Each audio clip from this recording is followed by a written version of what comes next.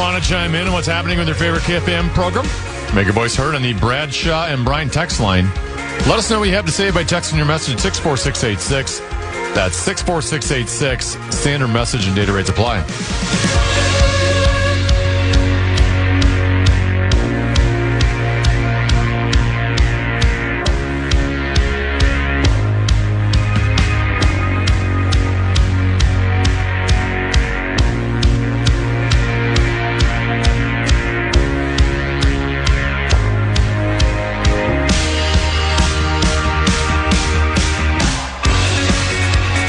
Tennessee, your Twins club is starting to capture the imagination of baseball nation. Well, not really, but I was looking at one of those power rankings.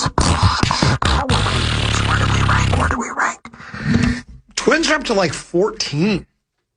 That's past the halfway, and they're not even above 500. That's because the American League is a terrible league and a terrible you-know-what. But they did just beat the Bronx Bombers for the first. They won a series in New York for the first time since, was it 12 years? 12 years. 2014. Joe Ryan was simply brilliant again yesterday. He 7 innings, 3 hits. I don't think he gave up a run, did he? I think the Yankee run came later. He may have given it up. I don't know.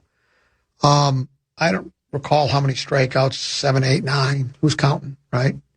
He pitched 7 scoreless innings. 7 scoreless innings. He's a talented kid, that's for sure.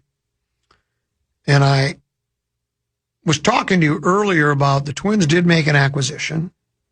You know, remember when Rosen would say, well, you don't make trades before the trade deadline. Teams don't just do that. And then like an hour later, 2 or 3 teams made a bunch of trades before the trade deadline. The Twins did. Twins add Korean reliever Woo Suk Go to their bullpen after a trade with the Tigers. Go. Let's go. Let's go. G-O is his last name. Big G, little O. Go. Who? He'll be at, no, go, not who. Go. It's Woo Suk Go. He'll be added to the Twins' active roster before Tuesday's series opener against Cleveland. You said who? I'm delighted to tell you. He's a 27-year-old right-hander. He's never pitched in the major leagues. He has an assignment clause in his contract, so he will be activated onto the Twins' 26-man roster before Tuesday's series opener against Cleveland at Target Field. Now, it says he has an assignment clause. Does that mean, like, if he was traded, he has to go to the big league roster? Do you think that's what's saying? But with the Twins, that's where you want him anyways. Our bullpen's so bad, we'll take any arm. Tell me, you can go right now, and if you could touch 95 on the radar, they'd give you a uniform, and they would say, Tenneby, you are now. And you would be like our Ohtani, because you tried to, that's still legendary. It's as famous as Mark Rosen's photograph of him as an 11-year-old kid in the stands at the World Series at Metropolitan Stadium when you tried to check swing a slow pitch softball pitch because you were playing in a league where they had a 3 home run limit. Your team had 3 home runs. You hit it over the fence. He had a 1.96 ERA in 27 minor league games for Detroit, mostly at Class AAA, while totaling 54 strikeouts and 13 walks in 41 1/3 innings. He pitched in Korea's top pro league from 2017 to 2023, and he pitched 3 2/3 innings for the country in this year's World Baseball Classic. He initially signed a 2-year, $4.5 million contract with the San Diego Padres. Now, I tell people all the time that 4.5 is really like about 2.1. He was traded to the Marlins as part of the Louis Arise deal, then joined the Tigers organization after he was designated for assignment in 2025. Here's where he impressed the Twins. He pitched 3 scoreless innings against the Twins' Class AAA affiliate, the St. Paul Saints, in June, giving up 1 hit while striking out 2. They said, that's our kid. Well, that's a good offensive team down there, too, in St. Paul. So I bet there's people that think, I brought up the movie Tennessee of 1958, 1959 Invasion of the Body Snatchers. Sci-fi movie, kind of cheesy, but like aliens were placing little pods under people's beds. And then like a twin of yours would appear. And then I don't know what would happen to you. I don't know if they ate you or you just disappeared. I don't remember the movie that well. But then Tennessee, there would be a new Tennessee who would look exactly like you, except he would talk sort of like it was, well, like he was a Polite pocket protector. He would talk like this. I always How love are you that this one. morning, darling? I'm doing just well. What are we having for breakfast? And, of course, the spouse would never realize and couldn't catch on. And I know, at the risk of sounding like a Polite pocket protector, I like this move. Whether it works out or not, it's better than having Shelton look down at his pitching coach and go, they got to get the starter out. He's struggling, or, it's 4-3 and he's got his pitch. We're going into the fifth inning. He's already thrown 102 pitches. And then you look at your bullpen and go, who do we go with now? Who do we bring in to give up 5 runs? You pick the guy this time. They probably just grab a name out of the hat and throw him out there. The bullpen has just not been very effective. They've had moments, but for the most part, they've been very ineffective. They had one of the... Where does their bullpen rank? Didn't you have something in a 5.34 last week? Or maybe I read it somewhere. That's not good. They had like the worst bullpen in all of Major League Baseball. It's hard to be... It's if the league wasn't so bad, let's say we had a team in our division that was really, really good, we'd have no hope of winning the division. We'd still be thinking, well, maybe a wild card. But the White Sox lead, and you know what I noticed? We don't play the White Sox until late August. I looked at this Twins team has got me so excited. Yet they're 3 or 4 games below 500. I'm looking ahead to the late in the season. When do we have the showdown with the White Sox? Objects in your mirror may be closer than they appear. We're calling it, Tanner? Showdown in Chi-Town. Because I think we finished with either 6 or 7 games, 6-7. I don't know if we have a 3-game series and a 4-game, then a 4, then a 3, or it's just two 3-game series. But we still have 2 more with the White Sox. We close the season, I think, against Houston for some reason. Doesn't make much sense to me. But as you know, the way they do these schedules, late in August and September, we're playing White Sox, Royals, Guardians, Tigers, White Sox, Royals, Guardians, Tigers, which is good. You got teams in your division, especially as bad as the division is. You could beat up on them if you put things together. But I like going to. What do you got to lose? The guy has done everything you can ask at the AAA level. Everything. Those numbers. I mean, here they are. A 1.96 ERA in 27 minor league games for Detroit, mostly a class AAA, while totaling 54 strikeouts and 13 walks and 41 in a third.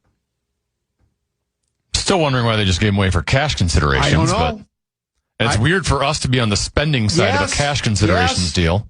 It's a brave new world out there, Tennessee. Now, I don't know if you read that Jim Souhan, distinguished columnist at the Fish Wrap Factory West Side, is retiring. He's moving on with his life. Maybe the Souhan pod has been put under my bed, and I become the next Polite pocket protector. Somebody has to take that mantle, because I like this club, and I like this acquisition. Is there anything wrong with this acquisition? You didn't give up a prospect. You just wrote him a check. Yeah. Here. And what if he's brilliant?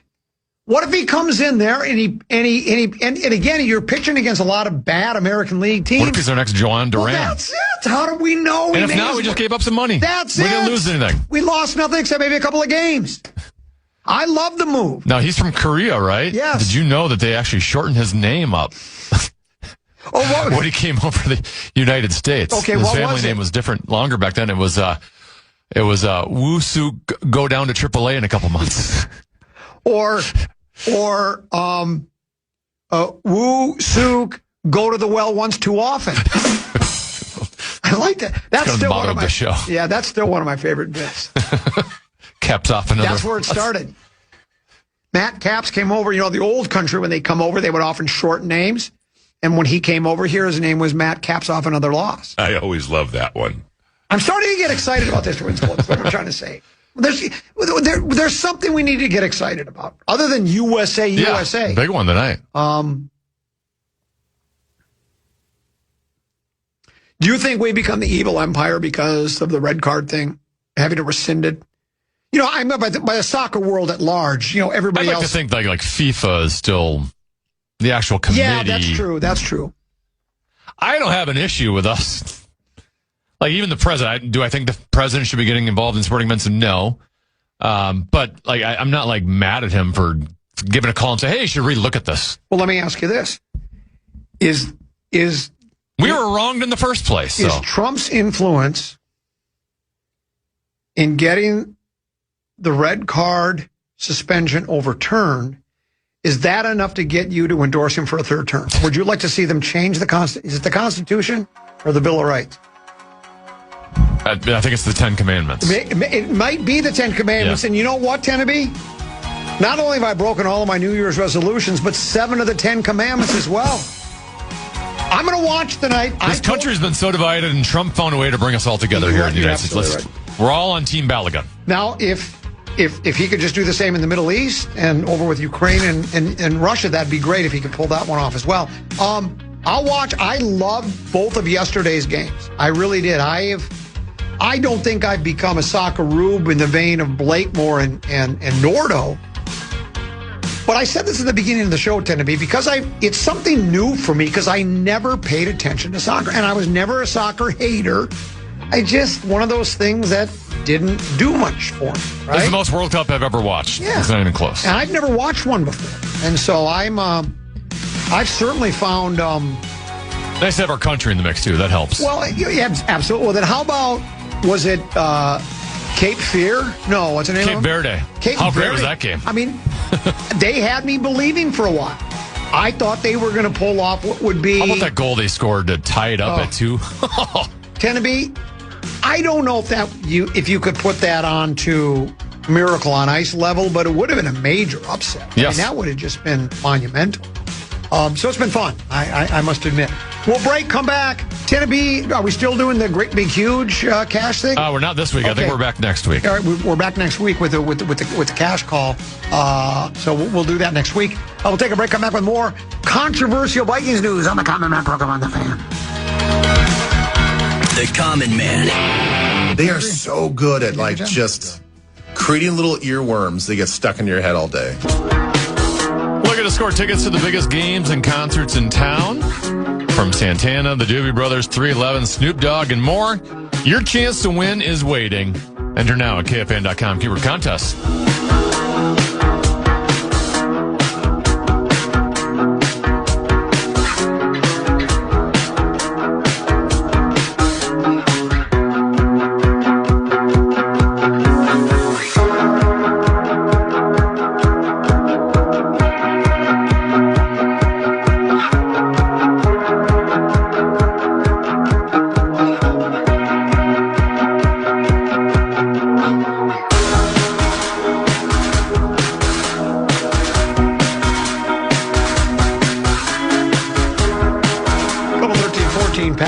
Common, he is Tenneby.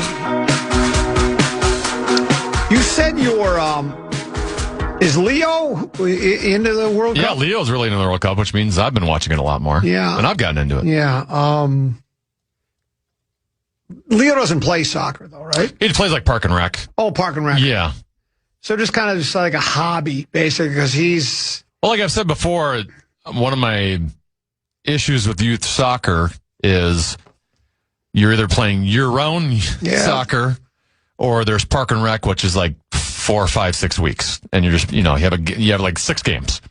I wish there was a middle ground where there was a longer season where I didn't have to commit to a year-round. But if you play year-round soccer, you can't do all the other sports. So he's playing Park and Rec. It's a debate that's raged on, and I don't think there's a right or a wrong. I think it's just a preference. Do you specialize in one sport? Because your chances are greater,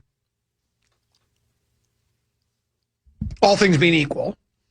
I think your chances are greater at being better at a sport if you dedicate all your time and energies to it. And if that's what your goal is, if you say, Like Baby Brother Peter loved basketball. He wanted to play basketball, and he wanted to be a varsity basketball player, and he accomplished that. Now he's told me, him and his buddy Jax, we just call him Jay, he plays a lot of golf now too. They both say we should have played golf. Yeah. It's cool. They wish they would have. Because they love golf. As a matter of fact, they think they were both really good basketball players. They both felt like they could have been, had they dedicated themselves to golf as much as they like it better than basketball. They figured, man, you can play your whole life. Maybe I could have been really good at playing golf. Maybe, Sure. Maybe I could have been an exceptional golfer and played on the golf team too. I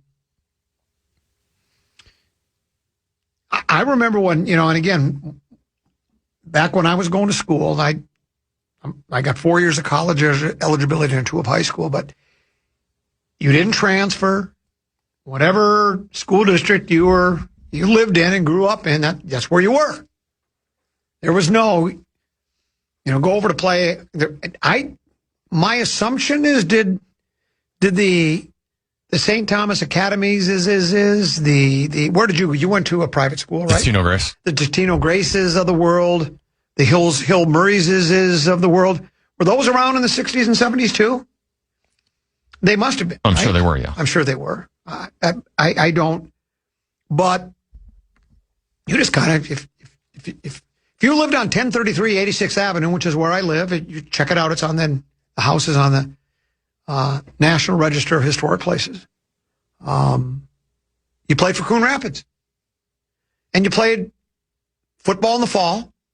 You were either hockey or basketball in the winter, and you played baseball in the spring. That's just the way it was. I mean, there were some guys played golf.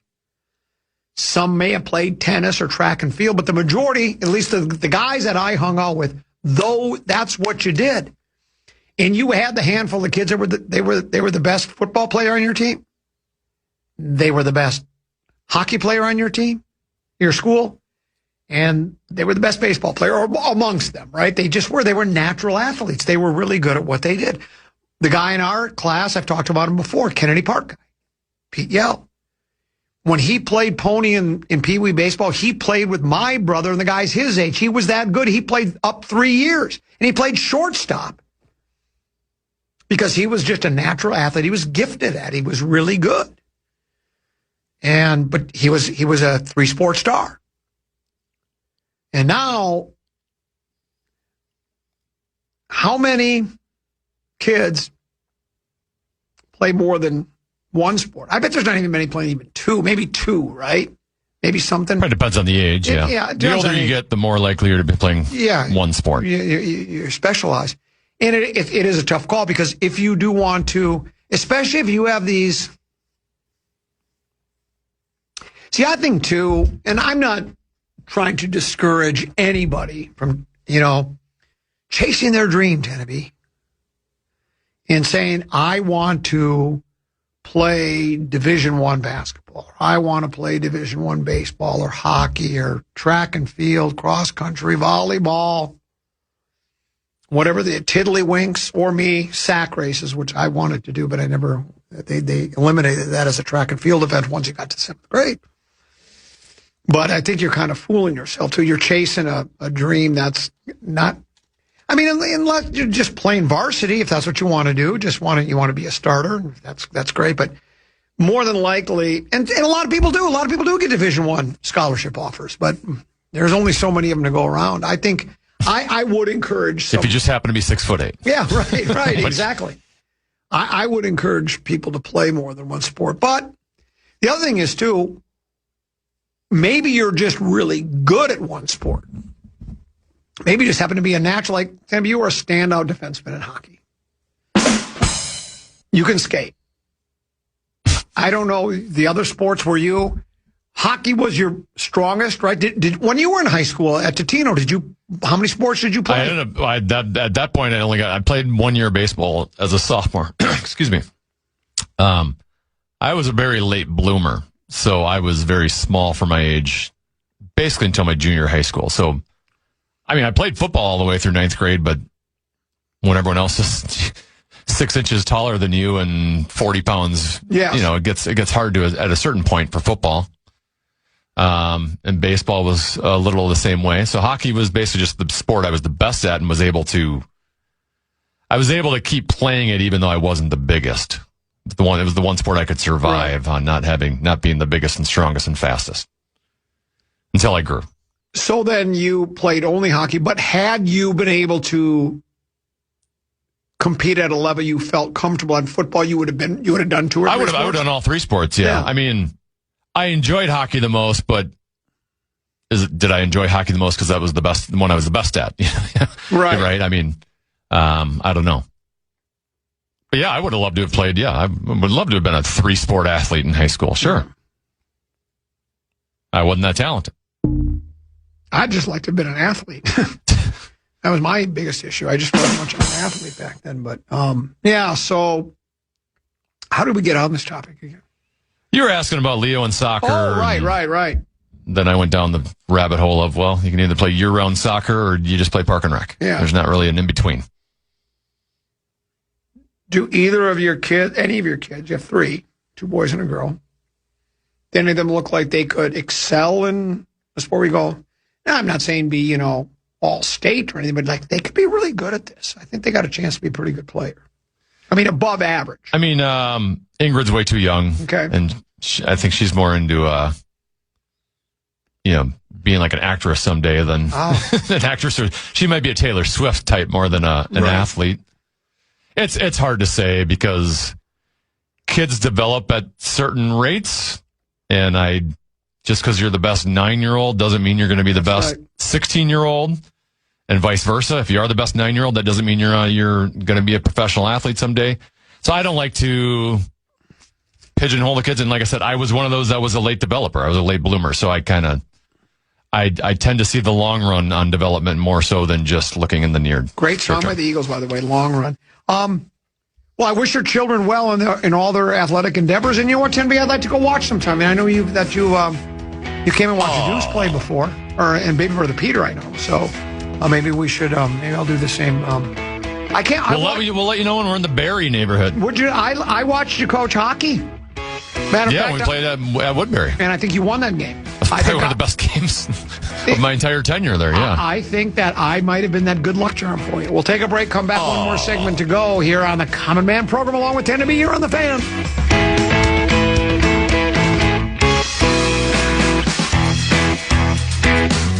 The Common Man. It's funny. It's got emotion. I was cool.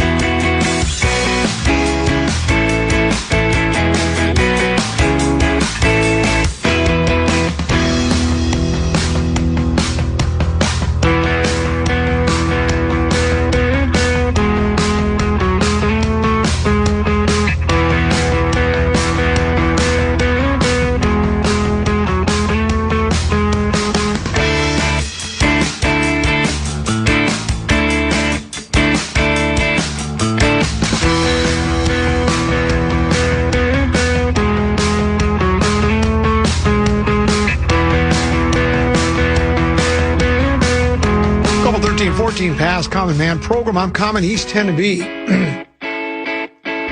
We were talking earlier. It's the sports story of the day. Gianni Infantino says FIFA acted independently after Donald Trump call. Story reads as follows. The biggest story heading into Monday's World Cup round of 16 clash between U.S. men's national team in Belgium isn't about tactics or lineups, but it's about a red card that wasn't supposed to matter anymore. Flo was issued a red card that should have kept him sidelined for the round of 16. Instead, FIFA suspended the red card sanction for a probationary period of 1 year, clearing him to face Belgium, much to the relief of his teammates. That alone has been controversial, but the story escalated when it emerged that United States President Donald Trump called FIFA President Gianni Infantino to review the red card call. The reaction has been fierce and from all corners. UEFA said FIFA, that's the European Soccer Federation, I believe. So it has something to do with Europe. Crossed a red line with the decision, calling it unjustifiable. Belgium said it was astonished by the surprising ruling and the Belgian Federation was given the right to appeal the decision, which they did, but that appeal was denied, and so they will play on. You and I talked about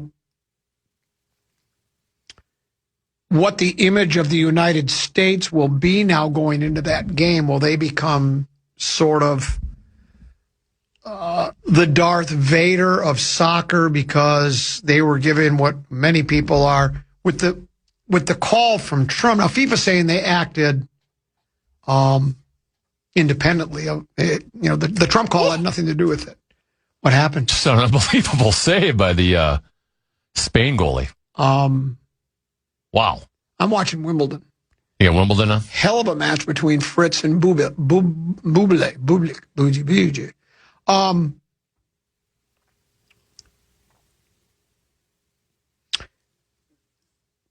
One of the listeners' response is, hold on, I lost it now. Give me a second here.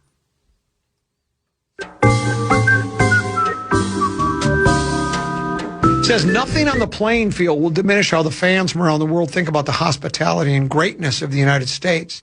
The hundreds and hundreds of videos from the foreign fans is overwhelming. And my response is, hospitality takes a back seat to the perception of fairness on the pitch. We're talking about two different subjects there, Mike. Follow along, Mike. One is the hospitality of the United States and how great of a country it is. That's great. We've rolled out the red carpet. Apparently so has Mexico and so has Canada. North America has been a great host for the games. But hospitality by a country hosting in what many people think is an unjustifiable result on the playing field, that FIFA issues a red card. Now, there is that Article 27. They're allowed to do it. The referees issue a red card, flows out for the game. They have to play 10 on 11, and he has to serve a one-game suspension. That's just cut and dry. That's just the way it is. You said you think maybe it was overturned once years ago? Like in the 60s, I thought, yeah. Otherwise, it just never happens. And then when a call comes from a government official, in this case, Trump, and I think that is a guy's name Lutnick, and is he like the Commerce Secretary? Howard Lutnick, yeah. How he's involved? He is a soccer fan. He was at their last game. Okay. They showed him sitting next to the. Okay. I think it was maybe the FIFA. All right, there you go. Well, there's a lot of people that are going to go, well, the United States is getting favorable treatment here, and this isn't fair. And we love how the hospitality they've rolled out, but we just don't like what's happened there. And maybe there will be others that will say, well, it's not the United States' fault. It's all on FIFA. But to pretend that there won't be people that will be rooting against the United States. Now, I'm not talking people in the United States and not from Belgium.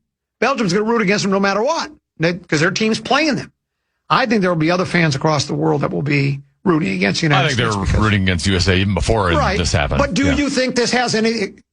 Answer my question on this one. Do you think some people now will root again that might have been neutral, but now because of this decision they don't like it and they will root against the United States? Sure, I think it's possible. That's what I'm thinking. I think it's more than possible. I think it will be overwhelming. I just feel like we're already, even though in the soccer world we haven't had a great history, but I think our country and just in the sports realm is already kind of the Darth Vader to begin with. Are we? Yeah.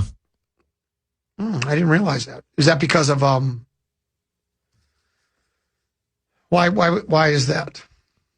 Have we dominated? Or? I think it's a combination of a lot of domination from American athletics in all the sports over the years. Whether it's incorrect or correct, I think there's a narrative the rest of the world has about our country.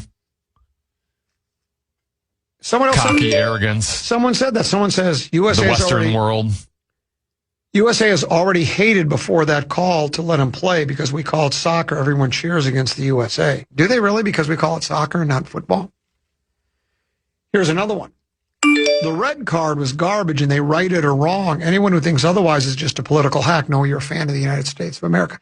I guarantee you, Mark, who just sent this, if the roles were reversed, had this happened to Belgium and Belgium's best player was allowed to play, you would be beside yourself. You wouldn't go, well, they right it or wrong. Don't pretend it's anything different. The result of sporting events is so overblown in this country. And you're right. Look, that's your right that it's really important to you. Though none of you know personally anybody that's on this United States soccer team. You don't know anybody personally in any of them. Winning or losing will not change your life in any way, shape, or form.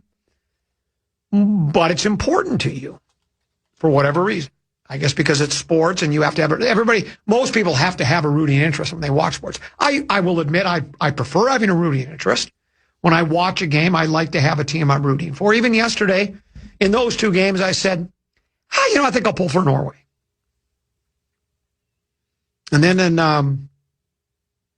the other game, I said, I think I'll pull for England. No particular reason. I think because I don't think either team is, as far as I know, had much success in World Cup, and maybe they have.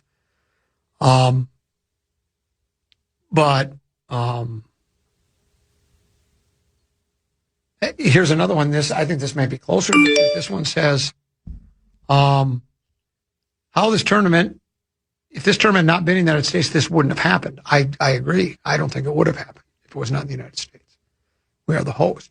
So, I think really you're, and maybe not everybody, but I think a lot of people are just, the people that think, well, right, a wrong has been righted, and this is the right thing to do. If it was Argentina, if it was, who are some of the other favorites right now that are still in the tournament? Tend to be, Well, Spain and Portugal going on right now are both pretty good. Okay. Yeah, Argentina, France.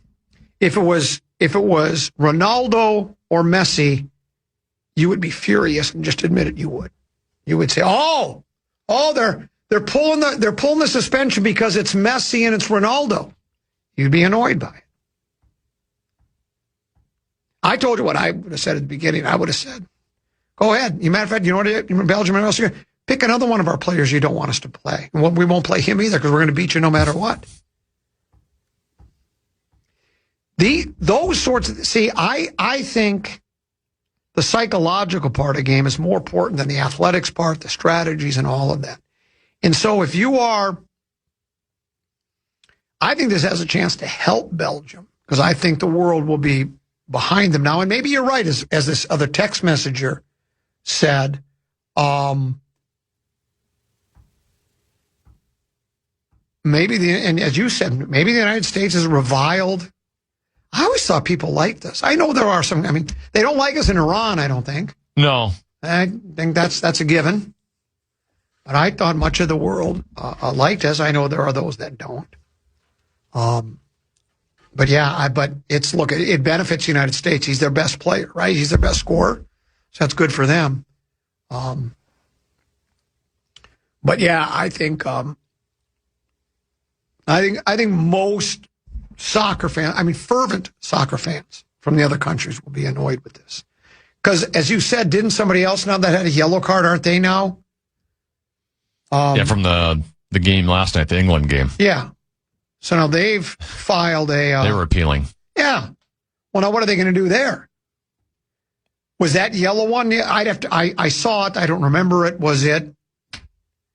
I don't remember. Yeah, was it? There was lots of yellow cards given out last night. Well, that's the thing. And how many of those? Again, that's a judgment call. Was it really egregious? Should that one not have been given? Let's say you looked at that one and said, boy, that was pretty weak. Well, then I guess you almost have to overturn it, don't you? If it's weak, it's weak. Like I said, they have a dangerous precedent they've now set. Yeah, I believe so. Tenneby, if a talk show host resorted to list radio, what would that tell you about lazy that person? Radio? What you would say, he was lazy? Is that what you would say? Yes. The host is lazy. Expect fireworks in these NFL locker rooms. 5 situations that could explode this summer. They listed Cleveland Browns, same old. Browns still have a quarterback problem. There might not be 2 more polarizing quarterbacks in the NFL than the ones battling for a starting job in Northern Ohio. The Browns will trot out either Deshaun Watson or Shedeur Sanders with their number one offense come September, and it's hard to envision the one who finds himself on the bench being content with the outcome of that competition. The quarterback situation is a stain on an otherwise suddenly promising. We know the problems with the issues with Sanders and the ones with Watson. The quarterback situation is a stain on an otherwise suddenly promising young roster, and with all the momentum the Browns finally built this offseason, they cannot afford to have this position battle taint the vibes. Next one on the list tend to be Arizona Cardinals. Show me the money. Show me the money. Jacoby Brissett wants to be paid like a starter. He inked a 2-year, $12.5 million contract in March of 2025 when he was the backup. Now he wants What is starter money? I mean, there's levels. It's a wide range. Yeah, it's a wide range. So if he wants to be bumped up from, it says... well, he's making backup money. Yeah. Was he making like $8-9 million? I don't even know if he's making that. When he inked his 2-year, $12.5 million contract in March 25, he was the second option. Even then, he effectively staged a hold and still has his sights on an increase of guaranteed money for 2026, which is presently $1.5 million. His guaranteed money is only $1.5 million, it says. Well, then I don't blame him.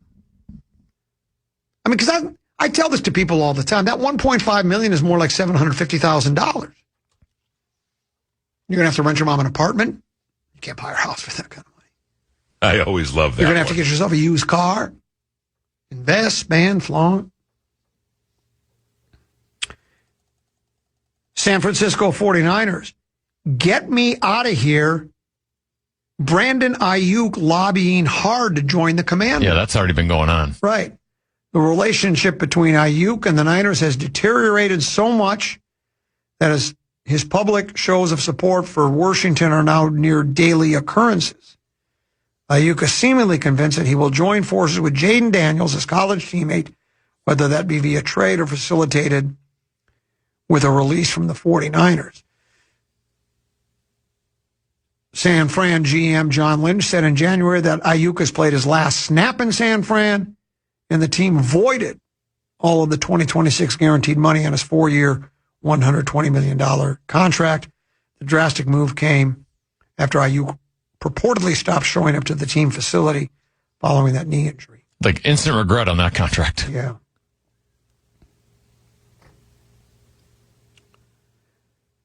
New York Giants. Could politics divide the Giants roster? Oh, yeah.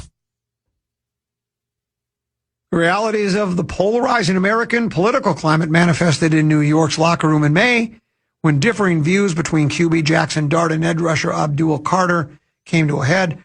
Dart introduced President Donald Trump on stage at a rally for the New York Republican Michael Lawler, which Carter responded on social media, thought this bleep was AI. What are you doing, man? What we doing, man? And then apparently they both have, they've talked it out and they say everything's happy. And then finally, Tenneby.